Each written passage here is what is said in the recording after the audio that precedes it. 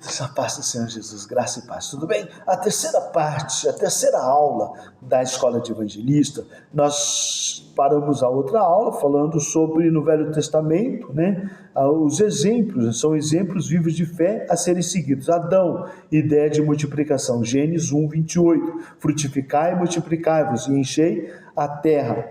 Noé, Gênesis 9, 1, frutificai e multiplicai-vos. Abraão, Gênesis 12, 3, vemos Deus chamando um homem para ser uma bênção às nações. Isaac, Gênesis 26, 2 ao 4, multiplicação da semente. Jacó, Gênesis 28, do 12 ao 24, tua semente será como o pó da terra. José, salvou o Egito e outros países da fome.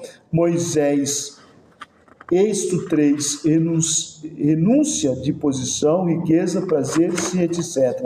A chamada do povo de Israel. Deus escolheu um povo entre todas as nações do mundo para ser seu povo especial. Como luz do mundo, em meio àquela mundo pagão, Deus escolheu esse povo a fim de revelar o seu plano de redenção para toda a humanidade.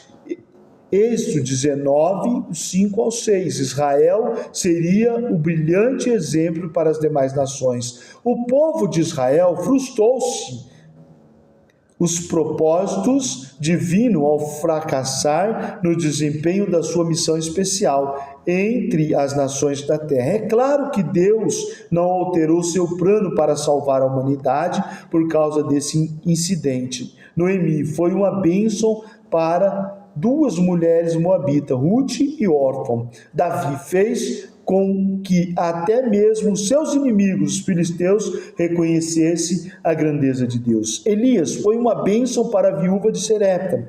Eliseu foi uma bênção para Naamã. Jonas, embora com relutância, tornou-se uma bênção para a população de Nínive. Daniel e seus 3 companheiros foram uma bênção para os babilônicos. Esther e seu tio Mardoqueu foram uma bênção para todo o império persa. Jeremias 1:5, Isaías 6:8 e outros profetas levam a palavra do Senhor a várias nações gentias. No Novo Testamento, os evangelhos apresentam Jesus, o missionário por excelência, o Salvador do mundo.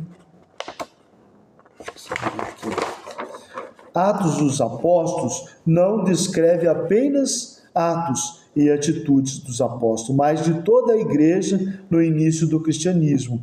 É um tratado acerca da obra missionária de Jesus e da igreja.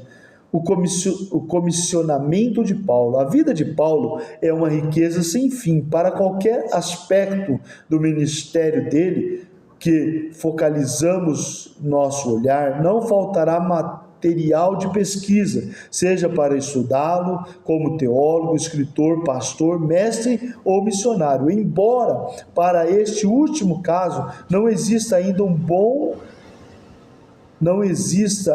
bom acervo da missiologia de Paulo. É lamentável porque Paulo, o missionário, é com certeza uma das facetas mais importantes do apóstolo. Quais eram as suas verdadeiras motivações missionárias de Paulo? E a sua estratégia de trabalho? Qual era a sua perspectiva missionária? Para Paulo, a vocação e comissão para o apostolado não era através dos homens, mas por Jesus Cristo e Deus Pai. Gálatas 1:1, Romanos 1:5, 1 Coríntios 1:1, 2 Coríntios 1:1. Tal comissão veio através de um encontro com o Senhor ressurreto. 1 Coríntios 15:7, Colossenses 1:16, que pessoalmente entregou a ele a mensagem do Evangelho. 1 Coríntios 11:23, 2 Coríntios 4:6, Gálatas 1:12. O apóstolo pregou o Evangelho a homens e mulheres como embaixador de Cristo. 2 Coríntios 5:20.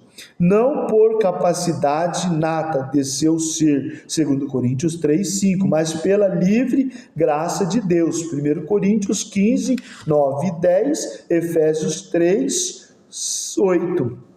O Espírito Santo, o propagador das missões, o Espírito Santo tem tudo a ver com missão, pois Jesus em Atos 1, 2 diz que deu mandamento aos apóstolos pelo Espírito Santo, e também em Atos 1, 8, Jesus diz que os apóstolos iriam receber o Espírito Santo, e que eles seriam suas testemunhas, e que eles iriam testemunhar primeiro em Jerusalém, depois na Judéia e depois em Samaria, até os confins da terra. E vemos que foi exatamente assim que ocorreu.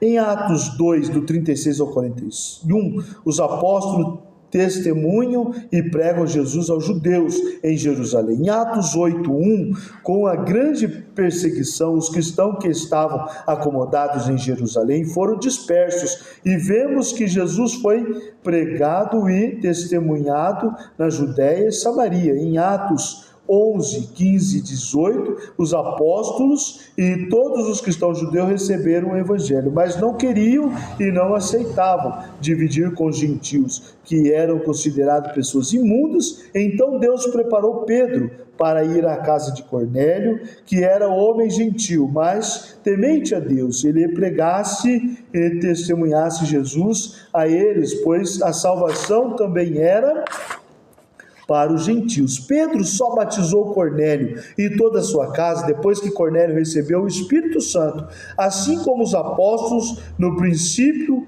do dia de Pentecostes, em Atos 11, 17 e 18. Então vou fechar por aqui. Se Deus deu a Cornélio e toda a sua casa o mesmo dom presente que os apóstolos receberam, Pedro entendeu como posso resistir a Deus. Como posso resistir a Deus e não batizá-los? Os judeus cristãos ouviram essas coisas e aceitaram e reconheceram que também a graça em Cristo também era para os gentios. Em Atos 11, 19 e 22, depois disso o evangelho não teve mais barreiras. Os que foram dispersos pela perseguição saíram e foram anunciando a Cristo Jesus em todos os lugares, começando pelos judeus, depois para os gentios e começando a primeira igreja gentílica, a igreja de Antioquia.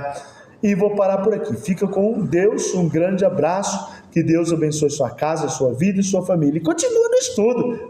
Vamos caminhar juntos. Vamos dar nossos braços, nossas mãos juntos, dobrar nossos joelhos e clamar ao Senhor para que o Senhor venha abrir o entendimento, venha dar crescimento, que o Senhor venha fortalecer as nossas mãos. Fica com Deus. Deus abençoe.